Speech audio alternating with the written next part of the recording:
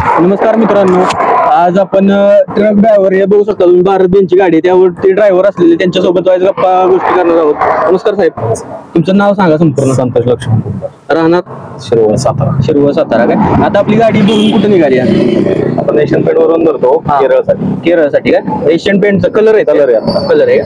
बरं. तुम्ही truck driver बनण्याची प्रेरणा कशामुळे भेटली तुम्हाला?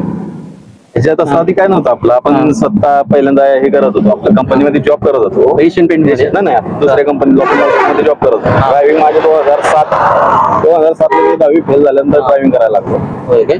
त्याच्या आधी मी कंपनी 8 वर्ष कंपनी गेली, लॉकिंग मोटर्स.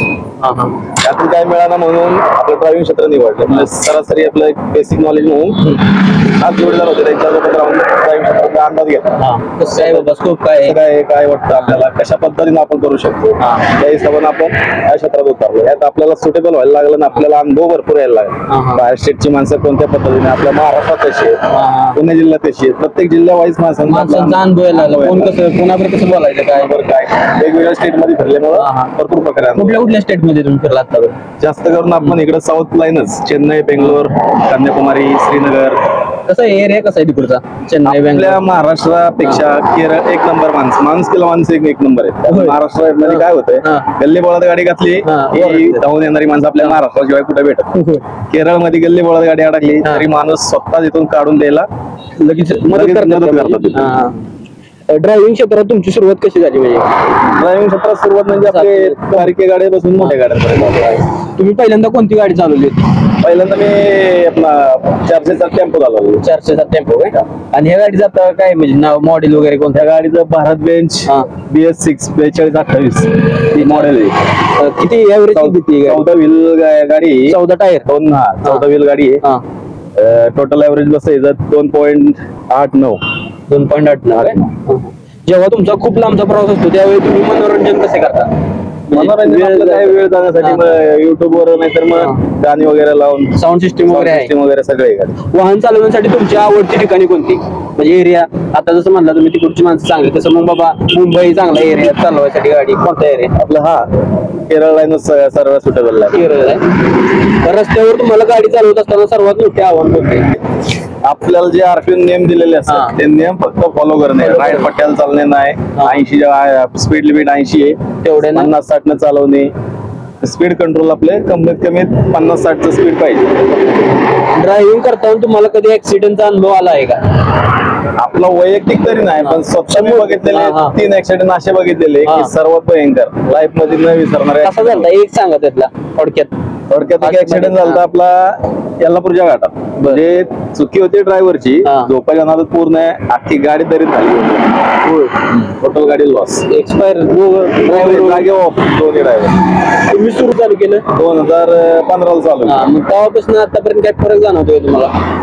आतापर्यंत आता तरी वाईज बरं आहे पहिल्यापेक्षा. कारण 2015 मध्ये थोडी केरळ लाईन किचकट होती, आता सुटेबल झालेली. इलेक्ट्रिक किंवा सेल्फ ड्रायव्हिंग ट्रक सारखी जी नवीन तंत्रज्ञान निघाले त्याबद्दल तुमचं मत काय?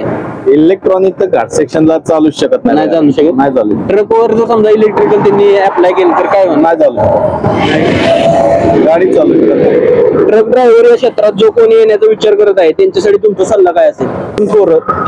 तरुण पोरांना एकच आहे की अनुभव घेऊन ड्रायव्हिंग क्षेत्रात उतरावं. विदाऊट अनुभव जे काही उपयोग नाही. हे आता मोटर ड्रायव्हिंग स्कूल मध्ये 4-5 दिवस ट्रेनिंग देतात, 6व्या-7व्या दिवशी गाडी घेऊन रस्ता येतात, त्याच्यामुळे अपघाताचं प्रमाण जास्त होतं. तुम्ही रस्त्यावर पाहिलेली सर्वात मजेदार आणि विचित्र गोष्ट कोणती? सर्वात विचित्र गोष्ट म्हणजे ओव्हरटेक करताना जे विचार करत आहेत, कारवाले जे विचार करतात ना, ते विचार न करता डायरेक्ट गाडी घालणे. याच्यापुढे दुसरी मजा दुसरी काहीच नसते. कारवाल्याचे सगळ्यात थर्ड ड्रायव्हिंग विचारच करत नाहीत. मोठी गाडी झाली ती चढा ते तिला उभी करावी का काय, आपण सरळ निघून जातोय ना, तर आपल्याला नाही, आम्हाला उभे करणार स्वतः निघून जाणार. काय बोलायचं आता? काय बोलत नाही. तुमची इतर ड्रायव्ह, तुम्ही आता केरळला गेला तिकडे आपल्याला एखादा ड्रायव्हर भरपूर भेटते आम्हाला. मग कसं भेट कशी असते? भेट भेटली की असंच कुठं तर हॉटेलला वगैरे थांबायचं, एकत्र जेवण बिवण करायचं, गप्पा गोष्टी होत्या, रस्त्याचे काय अनुभव कळतात, कुठं काय आहे सगळं तिथले स्पॉट माहिती होतात आपल्याला. ट्रक ड्रायव्हर बद्दल लोकांचा गैरसमज काय आहे? ट्रक ड्रायव्हरांचा मोठा गैरसमज एकच की बाहेरचा नाच जास्त करून लागतो, जेणेकरून दारूचं व्यसन, सिगरेट, विमल, तंबाखू, ते त्यांचं शौक असतात ते करणारे करतात. ज्याला नाही त्यांचंही नाव खराब होत आहे. ट्रक ड्रायव्हर रस्त्यावर एकमेकांना कसा आधार देतात? काय जर प्रॉब्लेम झाला गाडीवाल्याला, समजा ही गाडी माझी ब्रेकडाऊन झाली, गाडी बघणार, येऊन थांबणार, चौकशी करणार काय झाले, तर मदत त्यांच्याकडून होत असेल तर दुसऱ्या मिनिटाला मदत करतात. धन्यवाद साहेब. धन्यवाद. चला.